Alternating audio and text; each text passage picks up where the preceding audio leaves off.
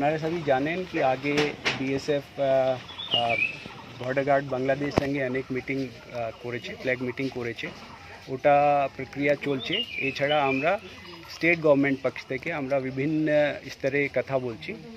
আশা করছি আমরা খুব শীঘ্রই আমরা ওকিল বর্মনকে আমাদের মধ্যে ফিরে পাবো। স্যার, এই যে গৃহ মন্ত্রকের মাধ্যমে যোগাযোগ করে কি কোনো সুরাহা করা যাচ্ছিল না?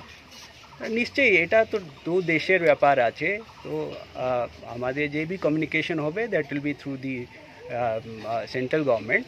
ওরাই যেহেতু দু দেশের ব্যাপার আছে, কিন্তু আমরা আমাদের পক্ষে যে বিভিন্ন রকমের ধারণা প্রস্তুত করার আছে ওটা আমরা করছি। স্যার, বিএসএফ এর ভূমিকা কতটা রয়েছে এখানে? এই মুহূর্তে বিএসএফ কোনো ভূমিকা নিচ্ছে না? বিএসএফও চেষ্টা চলাই যাচ্ছে। ওরা এখন অলরেডি অনেক ফ্ল্যাগ মিটিংগুলো করা হয়েছে, কিন্তু একটা অন্যদিকে আছে, ওটা অলরেডি কোর্টে এখন ম্যাটার চলে গেছে। ওর দিক থেকে বি আমরা কিন্তু লিগাল ওয়েতে বি আমরা এই ম্যাটারটা দেখছি এখন। কতটা আশাবাদী স্যার? কতটা আশাবাদী? 100%। গ্রামবাসীরা ওই পাশে দিন পরে বলে লোক আনি দিবে, ব্যবস্থা করতেছে, ওরাও দৌড়ে দৌড়ি করতেছে। আমি বললাম বাবা আমার স্বামীকে আমি ফিরি চাই। ইন্ট্রি করে গেল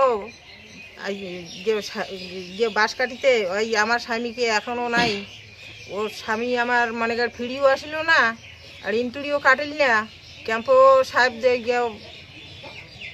ক্যাম্পে 3 দিন গেলাম, সাহেবও বলতেছে বলে দিব দিব দিব। আমি মিটিং হইতেছে, মিটিংও কোনো বলে না বলে।